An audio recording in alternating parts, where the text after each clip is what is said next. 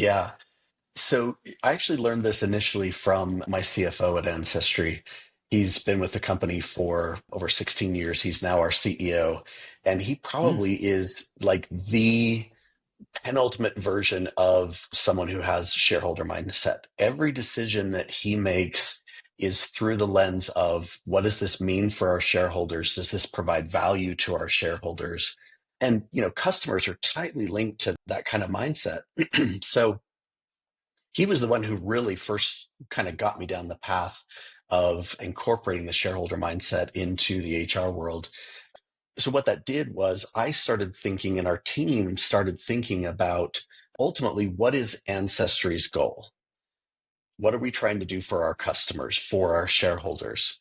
And we realized that it was family stories, it was individual stories. And so everything that we do as a company is about making that happen, because if you make that happen, you provide value to your shareholders. You provide value to your customers, that provides value to your shareholders.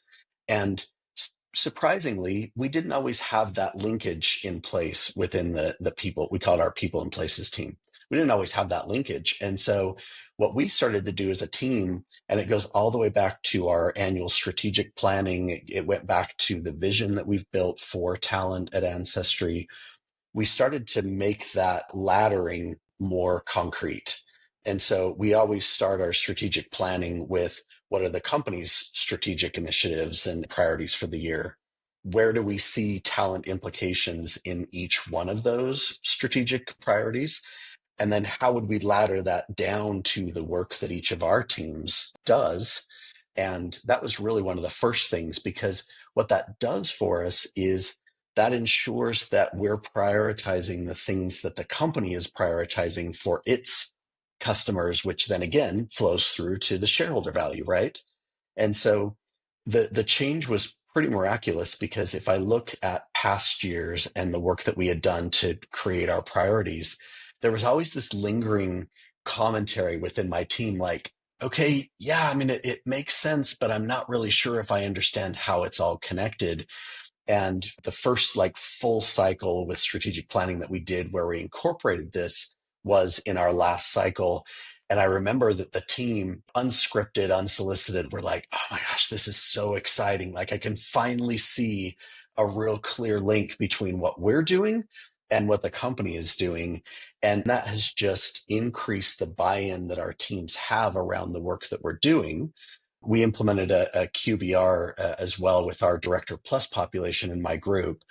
And I can tell you, being fresh off the first QBR of the year, that the teams are now, we have all of the drivers of our various work streams coming and presenting on the work that they're doing.